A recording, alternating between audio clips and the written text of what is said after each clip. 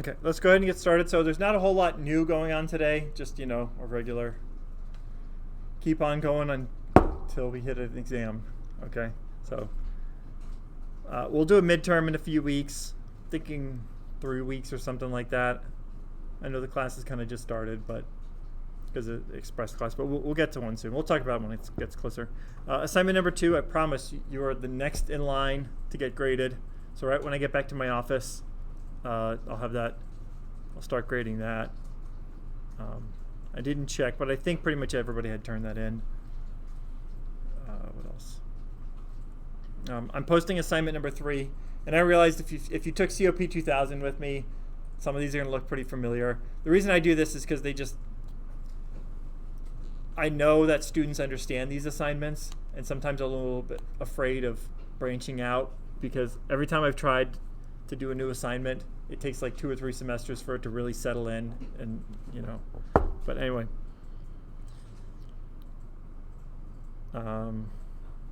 This will make sense as we go through it. So any questions before we get started? Just keep an eye on due dates. That's really the reason I'm bringing this up, I guess. So this will be due in 1 week, but I think most people will be able to finish it fairly quickly.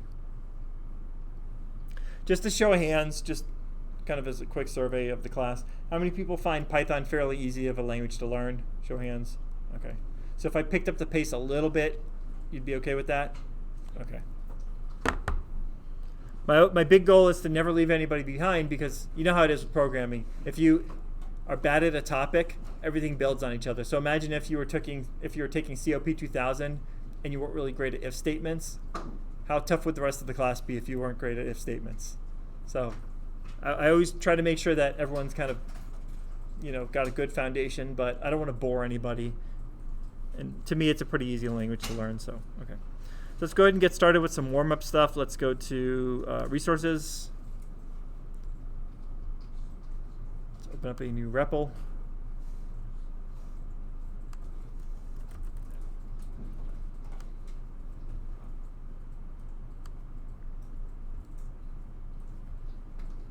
And I don't know if we've done this example, but let's do these menu-based programs where we're going back and forth. So let's do gallons to liters, liters to gallons. I don't know have we done that one specifically?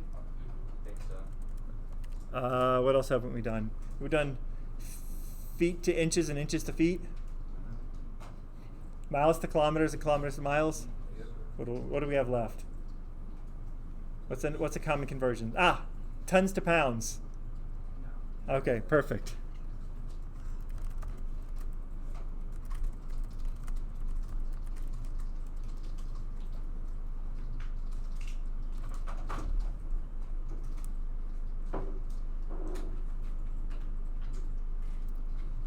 And so 1 ton is going to 2,000 pounds. And then 1 pound is, well, we could get out the calculator, but let's just say it's 1/2000th of a ton. It's not a math class, but everyone sees what happened, right? Pretty straightforward. Okay, so let's go ahead and write it. Oh, I'm sorry.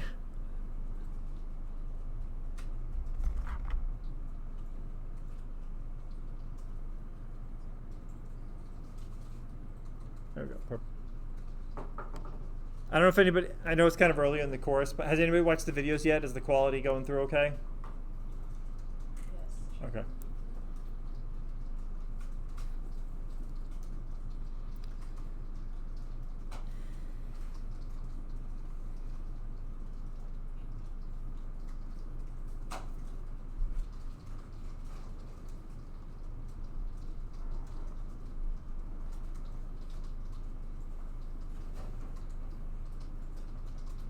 So let's do a little bit of a quick menu.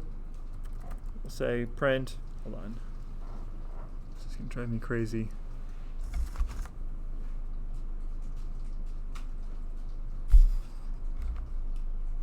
Desk monitor. Okay. Sorry, it was mirroring the monitor, so it was like literally everything I saw twice. It's just distracting. Okay, so 1 if they wanted to go tons to pounds.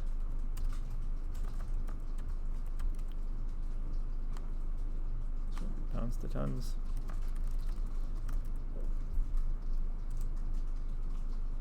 And then, so we want to know what their choice is. Say input, maybe enter a choice.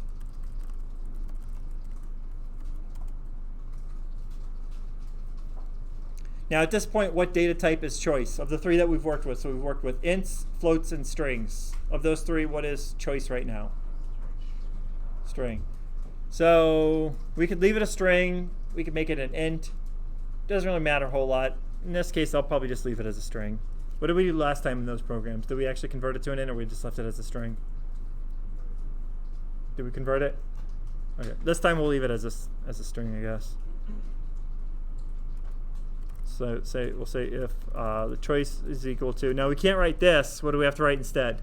If it's a string, we have to write 1 in a string. Now I'm using this keyword here, pass, because we're going to fill in the code later. Anytime you have a code block that you don't have any code, we just write in the word pass. We'll say if choice is 2, pass, and then in all other cases, pass.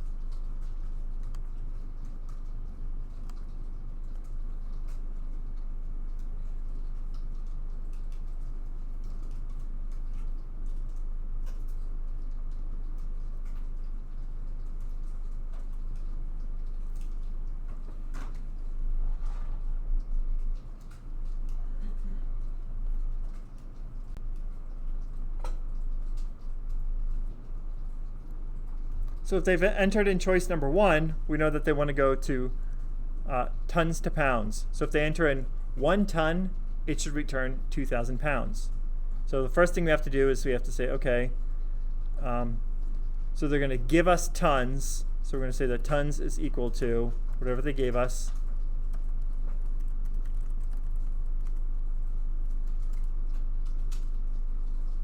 And then now here we do have to convert it because, remember, we can't really do math on a string. I mean, we can, but it's often an unexpected result. So what we want to do is you could wrap this in a float. So you could do this. Personally, I don't have any particular preference. This is a little bit more concise. But you could also let's do the long version first. So we'll say that tons is equal to float tons. And so now it's no longer, here it was a string, but now we're actually saying we want it to be a float. And so they want to know pounds. So here we're going to say that pounds is equal to the number of tons times 2,000. So if I enter in 1 ton, that'll be 1 times 2,000. That'll return the proper number. And so we can just do a print. It'll be kind of lazy. We'll do it as an F string and just say pounds.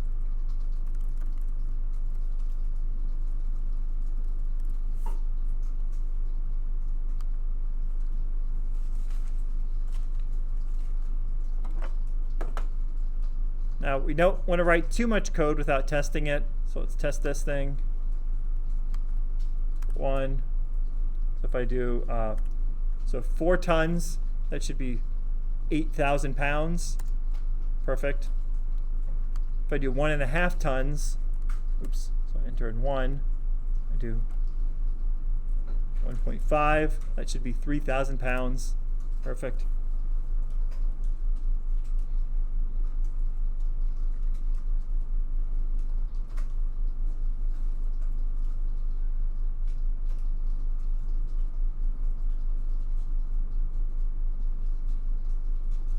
And now this one, it's just kind of symmetric, but in the reverse. The basic idea of these programs is just to teach you how to do menu-based programs with ifs, else ifs, and so on. So here we'll say pounds, input, enter pounds. Pounds is a string, so now we want it to be a float. And why a float and not an int? Because there may be fractional calculations. Somebody might want to convert 1.5 tons, 5.5 pounds, whatever. So again, it's very symmetric. So now we have to say that tons is equal to, well, we could do pounds times 1 over 2,000, but we can just simplify this actually and just say pounds divided by 2,000.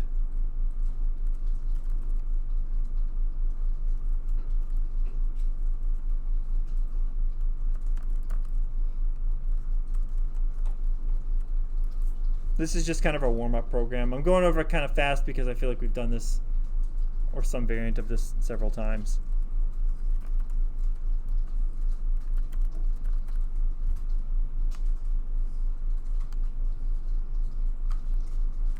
So if I enter in 3,000 pounds, that should give me 1.5 tons.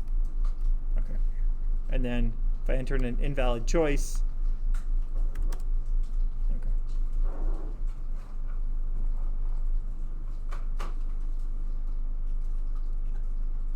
a couple of quick things to note that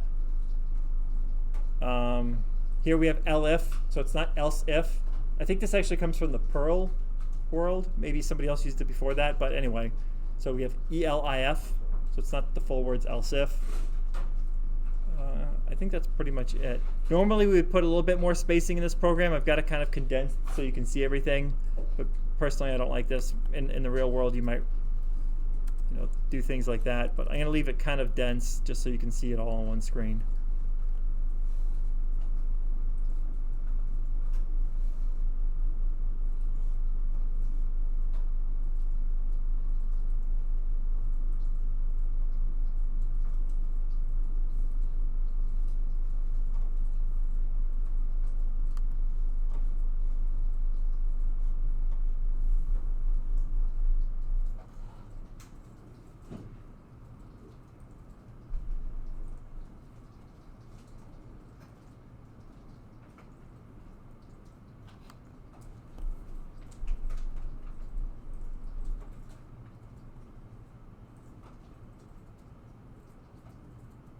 Okay, is everyone good?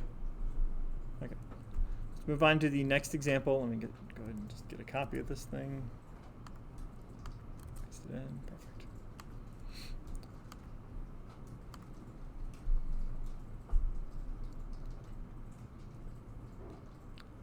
You don't even need to type this. This is just one note I wanted to quickly go over. So the difference between assignment and equality. Okay, so if I say x equals 5, I'm basically saying that this is what's called assignment. And this is probably not as big of a deal for anybody here because you're used to it, but I do see this in the beginning level programming classes. Just don't forget this, that single equal sign means assignment. And here I'm actually saying, okay, assign 5 to x.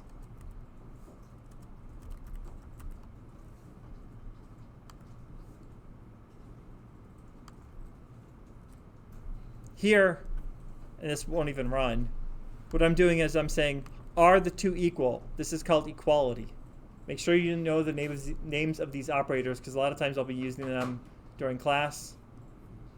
And just make sure you understand the difference. Single equal sign is assignment. Double equal sign is testing for equality. Now, in the C language and a lot of the variants, what you could do is something like this. So you could do x is equal to 5, and then if x is equal to 5, do something like this. Say that they're equal. Now, a very common bug is to get equality and assignment confused and do this. In a lot of the C-like languages, they would let you do this. Has anybody ever made this specific mistake? Show of hands, you can admit it. A lot of people have. Yeah. What's nice about Python is that this won't run. This is actually a huge source of bugs in C and C++-like languages. So much so that in Python they said we're going to remove the ability. In other languages, what will actually happen is we set x is equal to 5, and then rather than testing to see if, rather than saying is x equals to 5, what you're saying is assign 5 to x.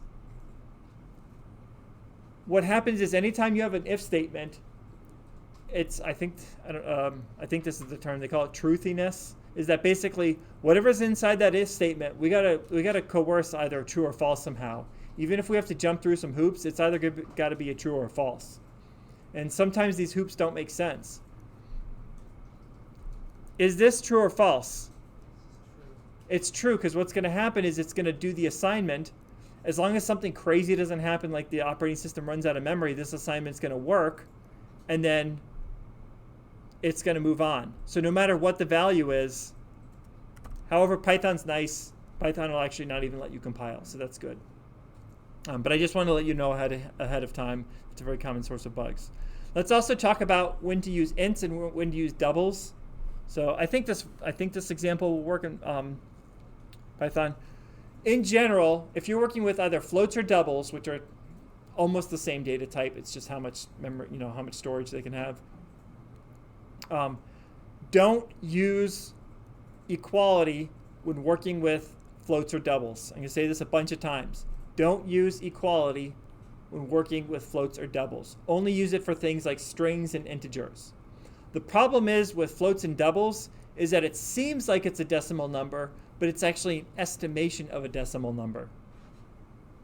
And that's why, and I think I brought this up multiple times, is never ever use floats or doubles for money, because you're going to be oftentimes a penny off. But let me see if this example works. I think this works. I know it works in C, so it should work. So let's do this. We'll have A is equal to that, B, and then we'll say that the result is A plus B. Well, we could say that, okay, if result is equal to 0.3, oops, I already made the mistake that I was just talking about. We'll just print success.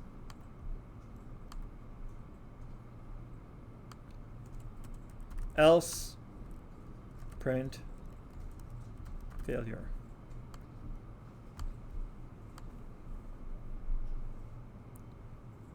Kind of strange, right?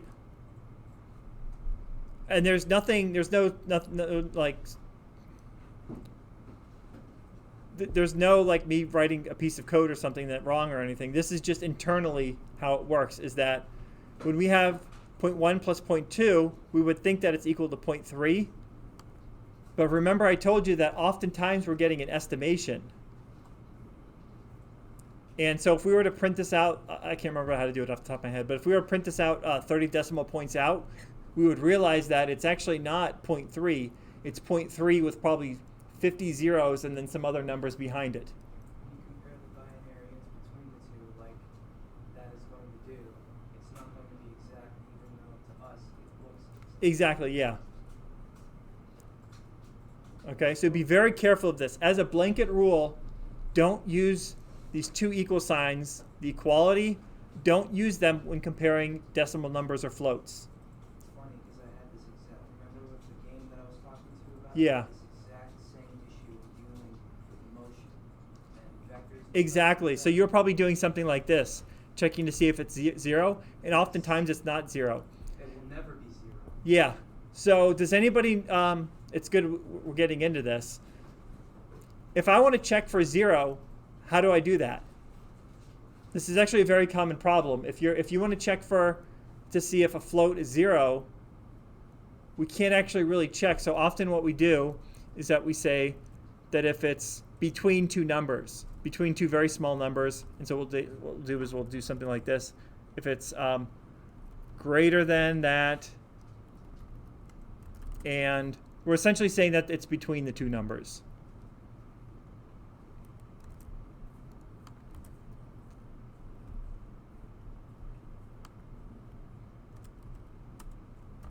Does everyone see what's going on here? Is that we're saying that it's greater than some negative very small number and less than some very small positive number. This is actually how we typically check for 0. If you've ever taken a calculus class, this is kind of, you do something kind of like this where we talk about epsilon. And a lot of times what you'll do is you'll create a variable called epsilon. Is that how you spell it? I think so. If it's not spelled right, the browser will tell you, right? I don't know if this particular one does. Well, no, you're making a variable. That was Okay. spelled. Actually, some of these text editors these days will actually tell you if you're misspelling a variable name, which is kind of nice. But what we'll usually do is something like this. And then what we'll do is replace it with, Epsilon and negative one, so. yeah. Now, in calculus, like you mentioned, epsilon is just, it's really a theoretical number, right? It's not actually a number that you can define. Correct, yeah. And then more on when we get into computer science, we actually have to deal with, you know, it's less theoretical, so we actually do have to define it. What's that? Math.epsilon. Yeah. Yeah, exactly. Yeah. So then how do you add and subtract decimals? That does work. But you just have to realize that you're not going to get exacting numbers. Oftentimes, you don't actually care about the exacting result. You just care that it's greater than some number. Does that make sense? Yeah. So say, for example, if I'm, let's do a real world example. If I'm calculating grades, I just want to know if that the grade is greater than a 90 for an A. I don't need to know if it's 90 exactly. Oftentimes I need to know if it's between a 90 and 100. So it's very frequent that we don't actually need to know exacting numbers. We just need to know if it's greater than or equal. Okay, and let me change this back to the original. This might be a good thing to have for your notes, if it lets me go back far enough. Okay. This might be worthwhile to have in your notes just as a reminder. This version right here, okay? But everyone gets that? Yeah. Yeah, if you actually print result, you can see like what the weird decimal number that it gets is. So if I print it like, say, up here, Yeah, just like print result. just like this. Perfect. So you think you're comparing to this, but what you're actually comparing to is this. Does that make sense to everybody? Yes. Okay.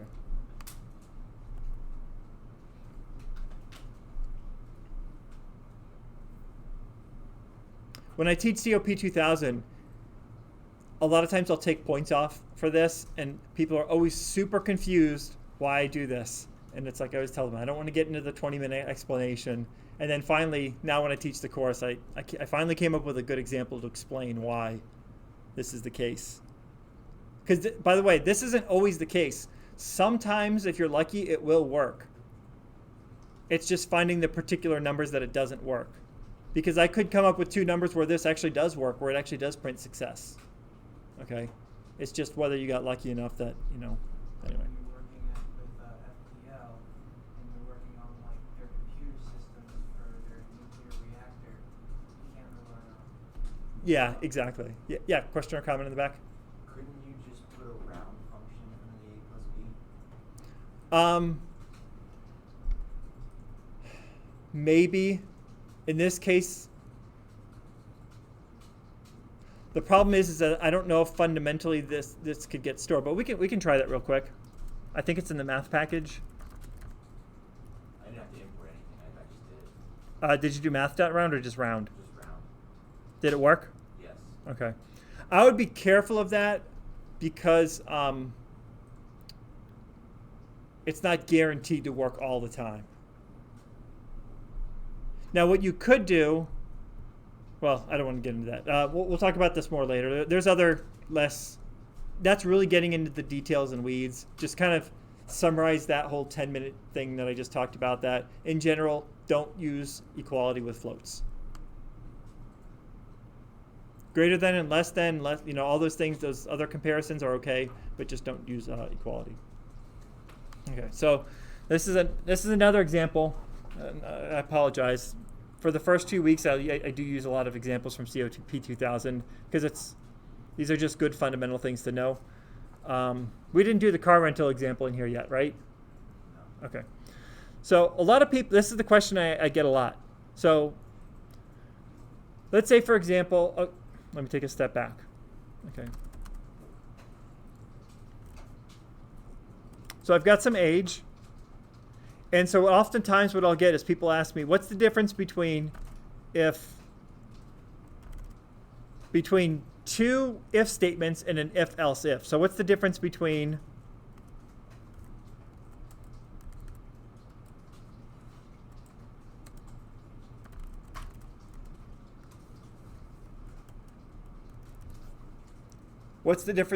that and that? Okay. How many people have kind of questioned that maybe when you were on COP2030 before, the difference between two if statements and an if-else if? Just show of hands. Okay. So let's run through an example. I call this the car rental example because it's usually a pretty good illustration of some different problems. So the setup for this is that, let's say, for example, we've got a company, we're renting cars, and for anybody who's rented a car before, you know that they've got different rules on ages. That if you're, even though you might have your license at 16 or 17, they just say, hey, you just can't rent a car at that age. But when you hit 18, they say you can rent a car, but you might have to have extra fees or insurance or something. They find extra ways. But then when you hit 25, 25 is that age that you just can pay the regular rate of the car, the regular price. So this obviously wouldn't be the full program, but a lot of times you write these little validators on larger programs, and this would be the validator, or this would be the calculation part. You'd probably factor this out into some function, and it would sit inside of a 10,000 line program or something. But this is going to be the setup, so that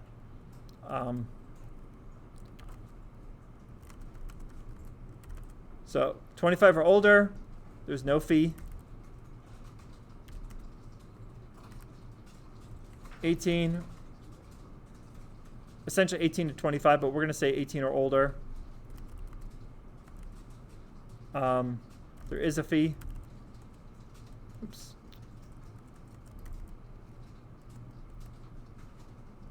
And then everything else can't rent.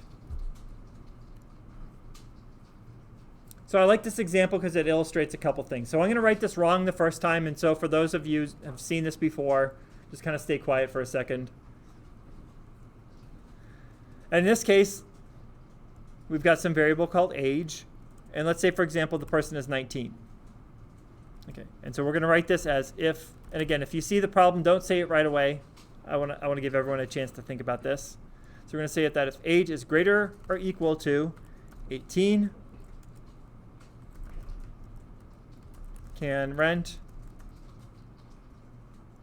But if they're greater than 18, then there is a fee. L if age is greater than or equal to 25, they can rent, and then there's no fee. And then all other age groups, they just flat out just can't rent.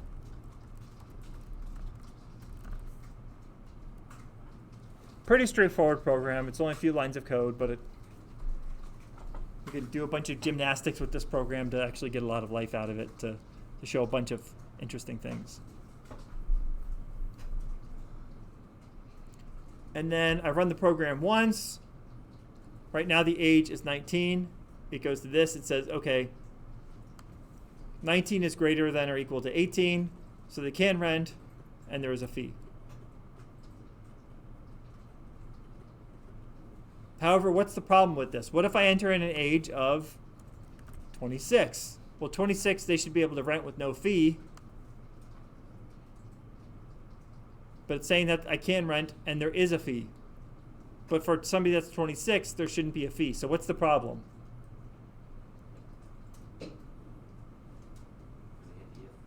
Exactly. So this is what's called a logical bug. There's the types of bugs that keep your program from running and compiling. But a logical bug is it's basically saying, hey, I'm running the program exactly like you told me. The problem's with you. You told me the wrong program. And that's exactly what we did, is we told it the wrong program. Because what happens is that it hits this first if statement.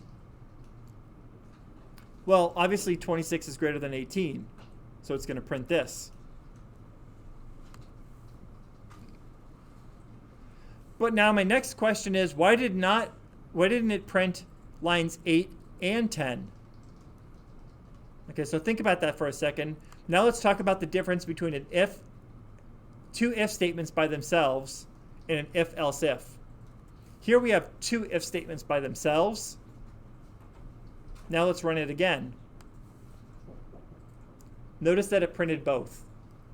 And this is often a source of confusion for a lot of people, is that they don't understand the difference between two independent if statements and an if-else if. These two if statements have nothing to do with each other. So what it does is it checks to see if the age is greater than 18, and then it prints line 8.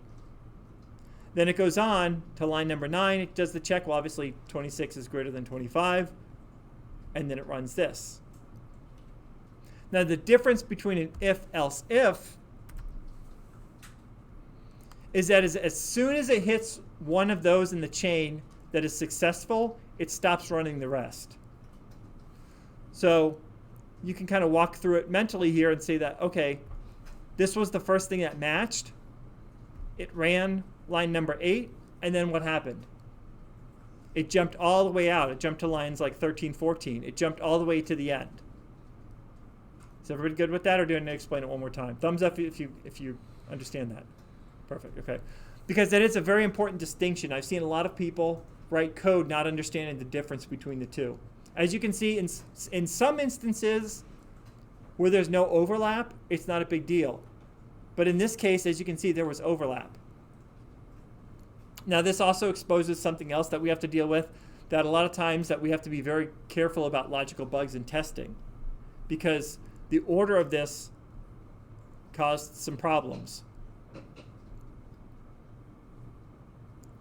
Now, the simplest fix to me is just to switch these around. So we'll just say, okay,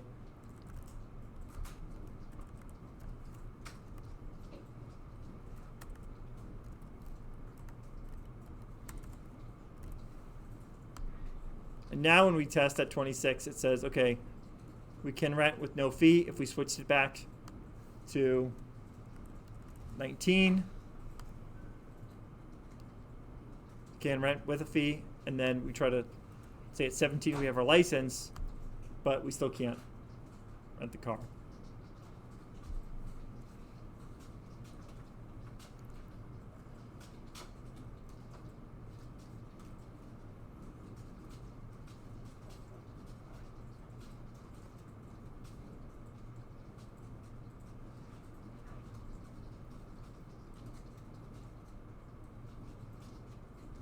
Now, in general, this code is a little bit fragile because the ordering mattered. One of the things you want to do is that even as a whole, you want to make your code what's called resilient. Is that it's like if a junior level programmer modified your code a little bit or made some changes related, maybe not even directly to your code, that it wouldn't break so easily. Okay, it's not so fragile. The way this is written, it's a little bit fragile, and just with a little bit of extra work, we can make it to where it's not so fragile. What do you think we could do to line number 9 to make it a little bit less fragile?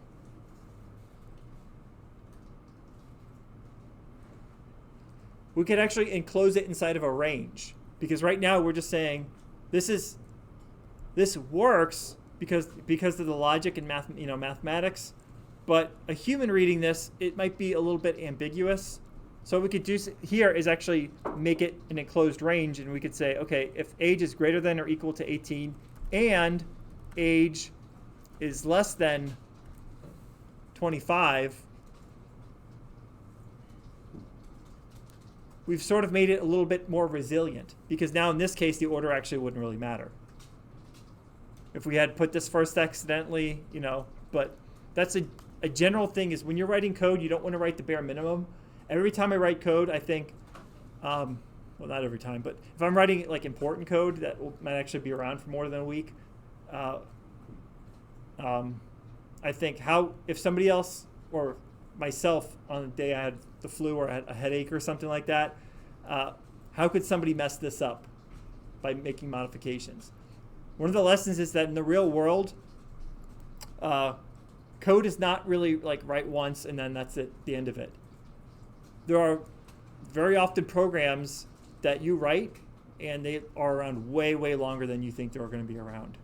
Yeah. In the real world, one stupid little programmer's mistake turns into an exploit that every black hat and white hat hacker is using. Yeah, exactly. There's a cascading effect, and often you think it's a minor problem, and then that it's cascading. So minor problems eventually can become big problems. Okay.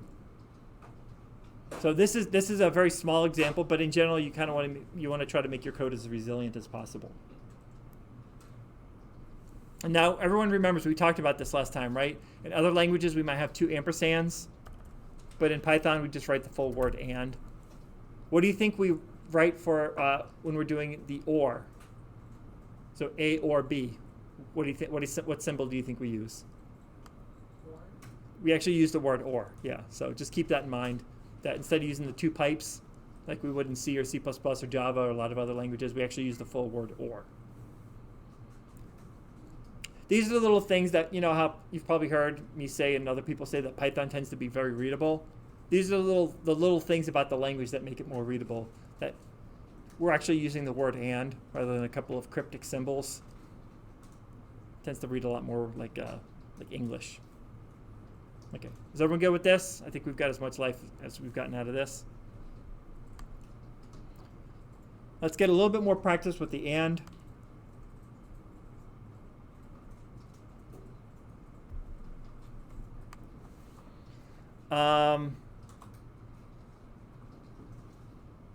I think we might have done something with like the area of a rectangle. Let's take it one step further and let's do the volume of a box. So if I want to find the volume of a box, like say for example I'm UPS and I'm trying to ship something and I want to know the volume, what 3 things do we need? Length, width, and height. Perfect, length, width, and height. So let's do that.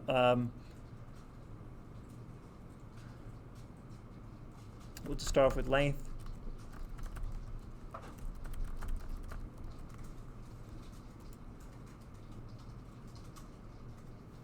Let's do this. Let's cast this just to understand that we can do both things.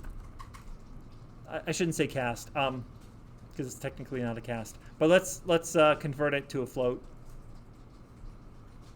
So just know that you don't only have to do it in one step. We've got this input function right here. It's going to return a string. And then we've got this float function that converts a string to a float. So we were able to do this in a single step. Length, width. And sometimes I like to write the code from the inside out. So I'm actually going to do that here. I'm going to say input, enter width. And then I'm going to wrap that inside of a float. One of the things I see a lot of new programmers do is assume that you write code left to right 1 character at a time. But I actually don't do that often. Most of the time what I do is I kind of think logically on how to write the program. In this case, it made more sense to write the kind of from the inside out, writing from input and then wrapping that inside of a float. And then height.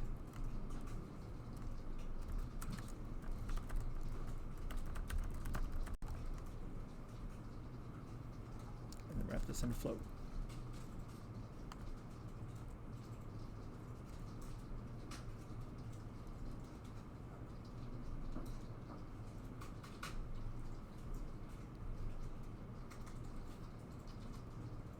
And then the volume is going to be length times width times height. Print f.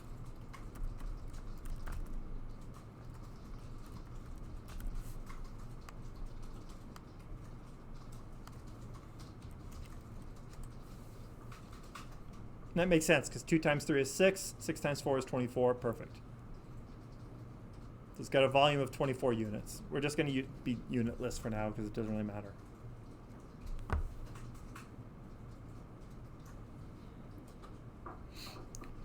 Now we might want to do a little bit of validation on that because somebody might do this.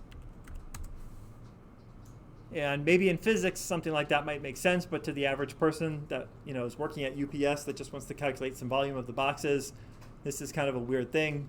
So what do you think we could do to add some input validation? you could check to see if they're greater than 0. So you could do is say if length is greater than 0, and let's do this 0.0 because we're dealing with floats, and width is greater than 0.0. Now don't forget that we can use these as many times as we want. So we could say if length is greater than 0 and width is greater than 0 and height is greater than 0, only then run this code. Otherwise, just give them some generic error message that says length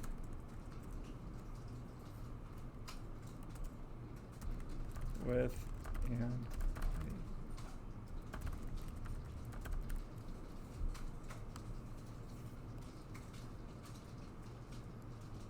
And just as a review, remember that with ands, everything has to be true. So in this case, there are going to be 8 permutations, right? 2 to the third, 2 cubed. That's going to be 8. Because we've got 2 choices. We've got true and false with 3 inputs. 2 to the third is 8. So out of those 8, only one path can return true. It's only when the first thing is true and the second thing is true and the third thing is true. Any other combination, if I have true, true, false, true, false, true, false, false, false, false, false, true, any of those, it's not going to execute. It's not only till all 3 numbers are positive, that's the only time this code is going to execute. Okay, let's just do a couple of quick tests. We're not going to run through all 8, but let's just do the most obvious, 2, 3, 4. So that still works. And now pretty much anything else is going to run into that.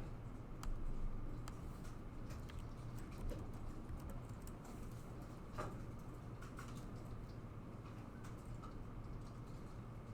heard that in some languages, some string formatting Mm-hmm. is so advanced that it can actually code like which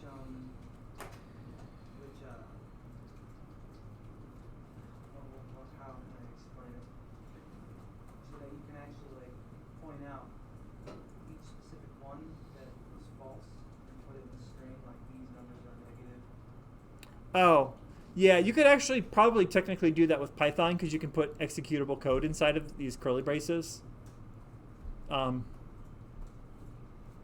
it's just so difficult to do.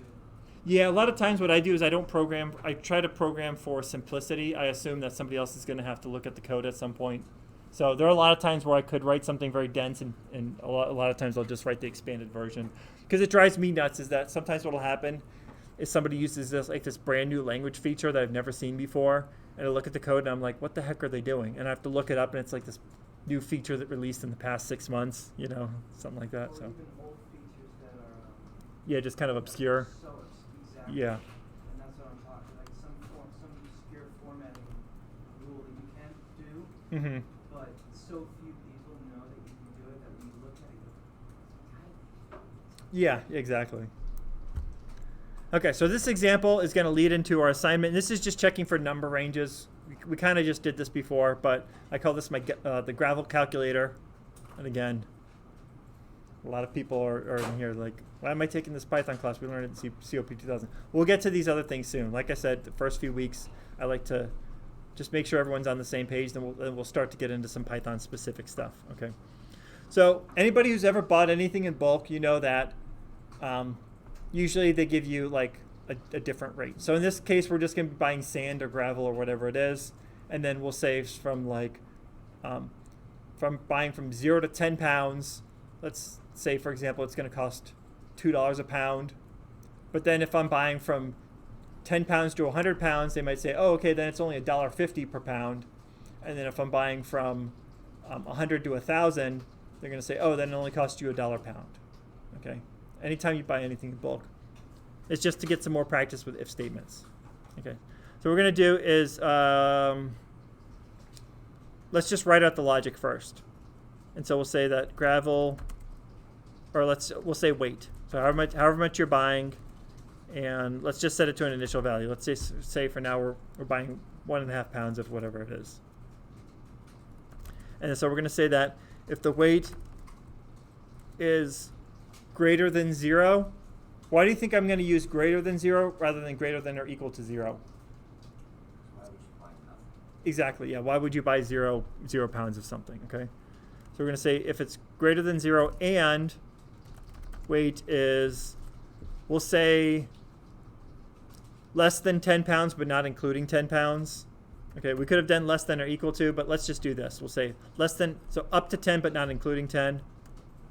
Pass. Now remember the difference between an if and an else if. I could make this an if, but to me these are all going to be one long chain. So it's probably better to make it an else if. Okay? Remember that if we have a bunch of individual if statements, we're doing a bunch of unnecessary checks. But if we have an if, else if, because we know it's not going to be 10 pounds and 50 pounds at the same time, we know it's going to match just one of those. So it kind of makes sense to me that we have an else if. And then we'll say that if the weight is greater than or equal to 10 pounds, and let's just say 50 pounds. So we'll say and weight is less than 50 pounds. And they'll put in a pass. You have to put in this little pass placeholder because remember I told you that it's the white space matters. That's why we have to put this in here. We'll do one more.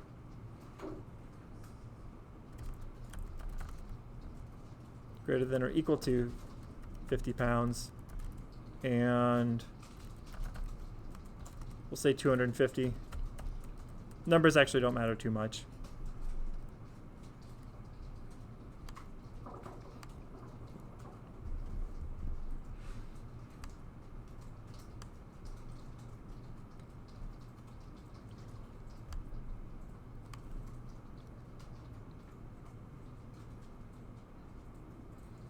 Okay, so let's start filling this in. So we'll say that and then I guess we could add an else that says just very generically invalid weight. So say, for example, we don't accommodate over than 250 pounds. Maybe you have to go to another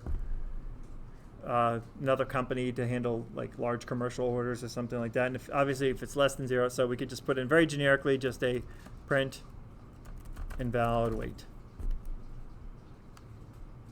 We could get more specific with that later, but for now let's just keep it as is. Okay. So we said that, okay, it's the price is going to equal the weight times, let's say that this is $2 a pound. Here we're going to get a little bit of a discount. We're going to say that, okay, we're only going to have to pay $1.50 per pound. And then here it's, say, $1.25 a pound.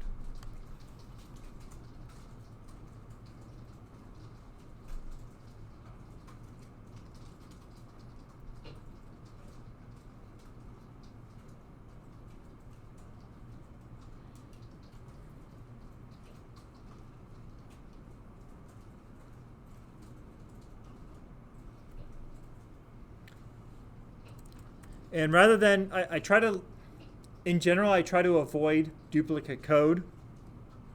So what we could do is something like this that says print, we'll do it as an F string, price is price. Let's just spot check a couple things.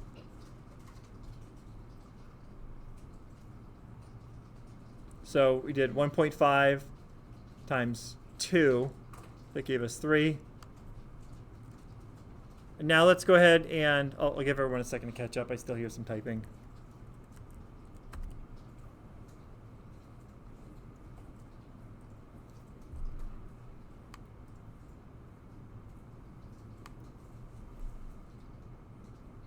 Is everyone good for the next part of the program? Okay. Let's go ahead and make this interactive. So we're going to say that input, enter weight, And that's going to return a string, but we probably want this as a float. So let's go ahead and wrap it in a float. So now it's interactive. So now if I enter in 1.5, perfect. And so if I enter in 10, it should match this. So it should be 10 times $1.50, so it should give us $150. So let's do 10. I'm sorry, it should be, yeah, not 150. It should be 15. But what problem do we run into? What happens if I enter in an invalid weight? So let's say, for example, I enter in -2. It says price is not defined. And this makes sense because it's not defined. So what we can do is something like this. We can say, okay, price is equal to 0. You could also exit the program after the else statement. Yeah. In practice, what we'd probably do is wrap this whole thing in a function and then return early or throw an exception or something like that. Exiting the whole program might be a little bit aggressive. Actually, let's do that. Let's do that. We're going to do this program actually 2 ways. Okay. So this first way, what we could do is we could set the price to 0. And then if the price never gets set, we could do this. We could say if price is equal to 0. And we can do this because I set this 0. I didn't do 0.0. It's going to be an integer.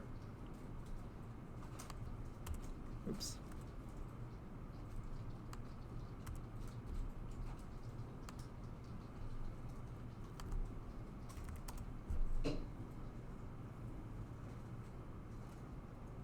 I'm sorry, we don't want to say equals 0. What do we want to say?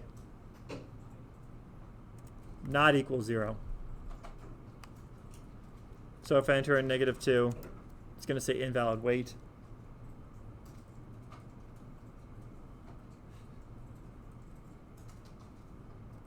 And only when it's a proper price will it actually show the price.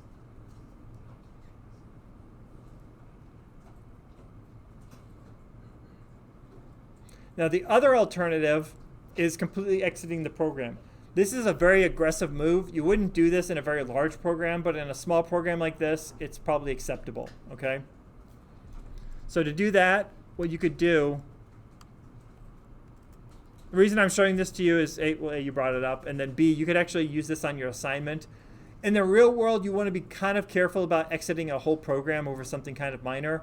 But in this case, this is the whole program. If they've entered an invalid weight, there's no use in going any further. So what we can do is we can import a library called sys. And then when they've entered an invalid weight, we just call sys.exit. And that actually, we could even give it. What's the difference between sys.exit and just exit? I didn't even, is there an exit? Exit, yeah, it just works. Okay. I've always used sys.exit. I don't know the difference. We'll say, for now, we'll say sys.exit and I'll look it up later. I'll Google that. It could be something new in Python 3. So now if I enter in something, and that's fine.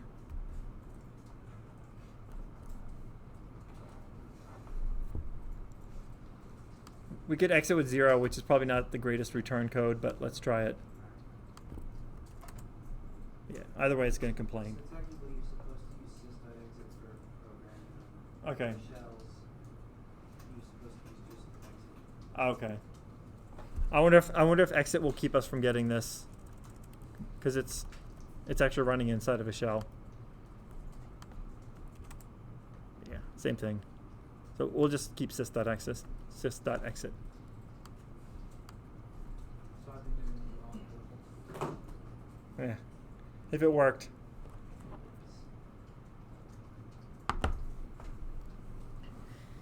Okay, so everyone understands what's going on here, right? Now the thing you always have to check for when you're checking for ranges are gaps. Now this program may seem to work correctly, but what happens when I do this? What happens if I want to calculate 10 pounds exactly?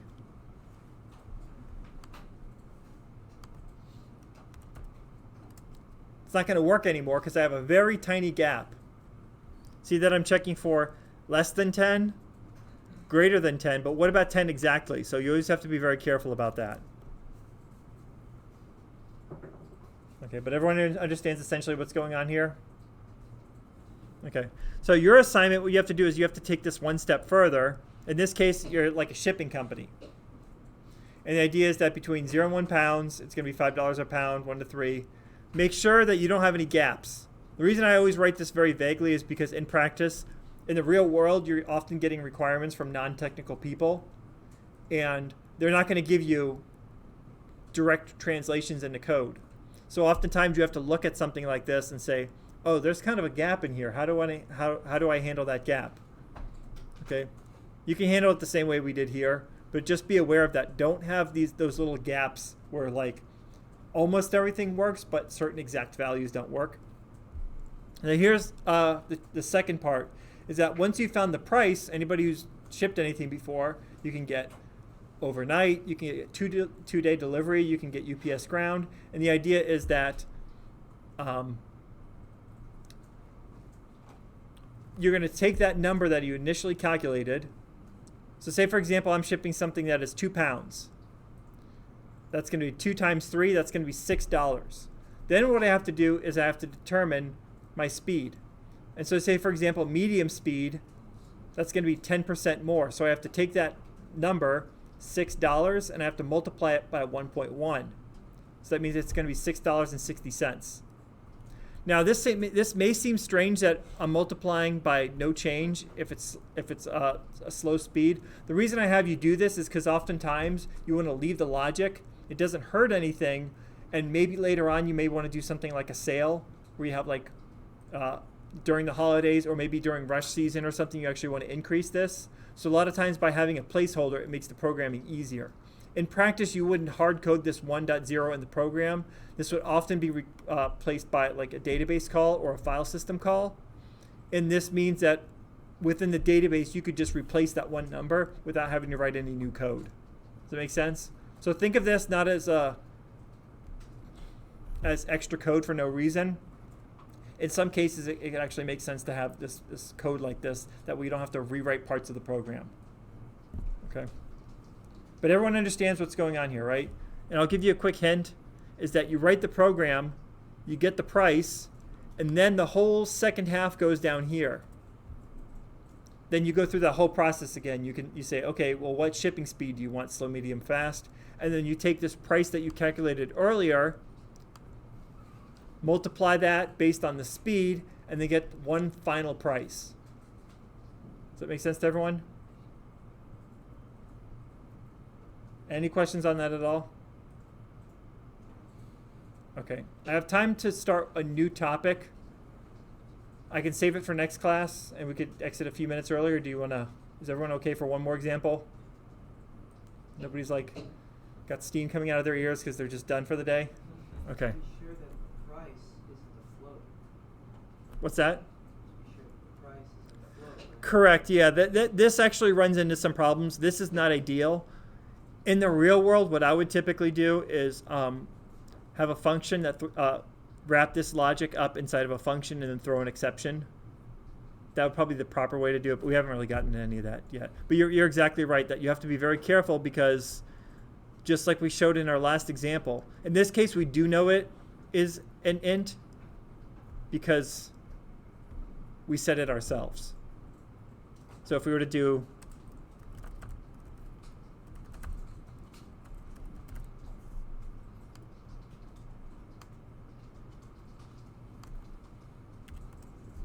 notice that it's saying, okay, we know that this is an integer.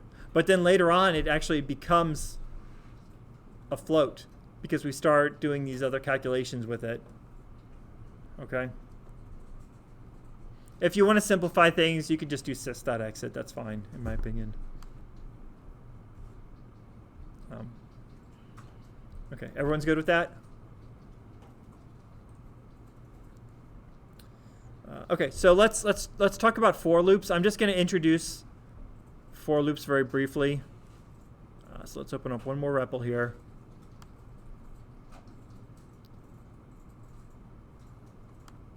Okay, real quick, what I've noticed is that the So not very many people showed up on Thursday. I think maybe dedicating entire days might be excessive. What I'll do next class is maybe just leave the last 15 minutes. Does that work a little bit better? And then, we'll still do a lecture, and then anybody who needs help on the assignment, I'll just leave the last 15 minutes rather than losing a whole lecture, okay? But definitely work on it between now and then if you need help, you can just hang out for a few minutes. I'm noticing everyone in this class seems to be pretty decent programmers, so we should be good. Okay. So if I were writing a for loop in C or C++ or JavaScript or Java or C# or many of the other C-based languages, so don't type this because this isn't actually valid Python code.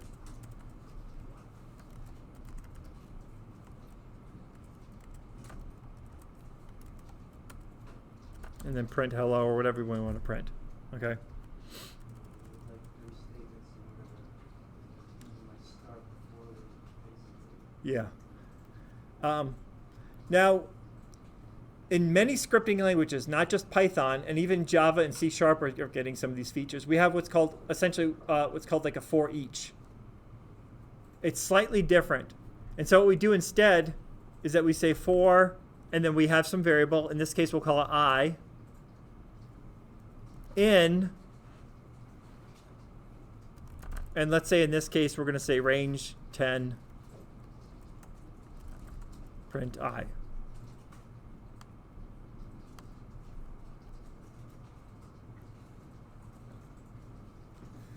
The way this works is that we say, for each time we go through this for loop, we have some variable.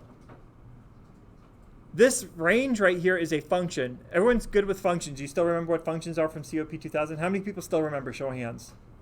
Okay. So this function returns a bunch of values. It actually returns something called a generator, but let's do that. I'm going to, don't change your code. There we go.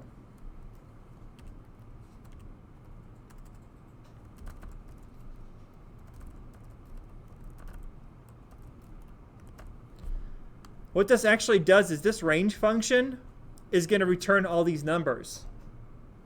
This is called a list. This is very similar to an array. We're going to learn more about lists later, but they're extremely, extremely similar to arrays. They're not the exact same thing, but they're functionally they're very similar. And so what happened is that in this for loop, the first time through, it called this range function and it got 0. And then we printed 0.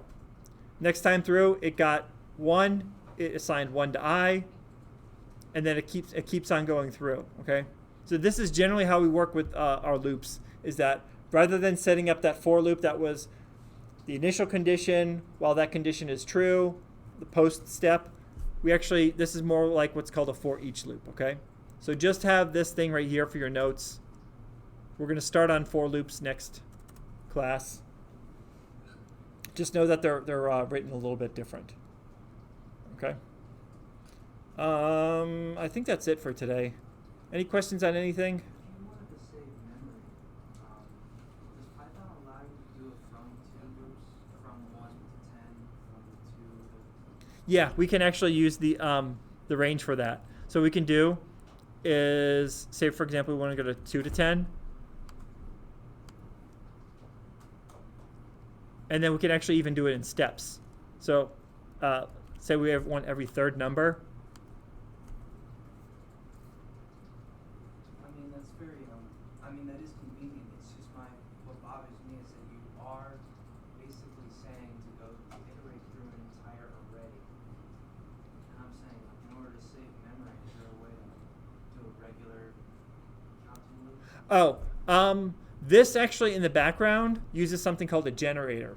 So it is actually memory. It's very memory efficient. Python 2 didn't use generators, and then this version, what it does is actually, it does exactly that. It saves memory. It literally generates values as needed. So behind the scenes in this range function, it didn't generate all the numbers and store it as an array. What it most likely did is kept its own internal variable, and then every time you called the range function through the loop, it gave you the new value. So it just only needed to store one thing. They're called generators. It's a little bit of an advanced topic, but if you have time, you're curious about it, I didn't even know the interpreter did that. Yeah. The reason this is useful is like, say for example, you get 1,000 records back from a database. Rather than getting all 1,000 back, storing it in an array, what you'll often do is you'll get one record at a time from the database and then kind of go through that. So we'll just keep it simple for now. Okay, so any questions at all? Everyone feels okay? Just a quick survey, everyone feeling okay? Not moving too fast? Okay. And then I promise you, in a few weeks, we'll start to do some interesting things. So I have some stuff to prep. How many people are interested in kind of data mining, machine learning, all that kind of field? Show of hands. How many people are interested in network security? How many people are interested in like web development, like web-based apps? Okay. So I'll try to get examples of each of those. That way, once we get past the fundamentals and we can start doing more interesting stuff, then we're going to shift over from just learning the Python language to how can I actually do something useful with Python. Okay, and I'm hoping that'll make the class a little bit more interesting. But we always have to get through the fundamentals. That takes a few weeks. Hopefully, we'll get past these fundamentals pretty quickly. Okay. All right. As always, email me if you have any questions, if anything comes up, and if nothing comes up, I'll see everybody on Wednesday. All right. See you in a couple days.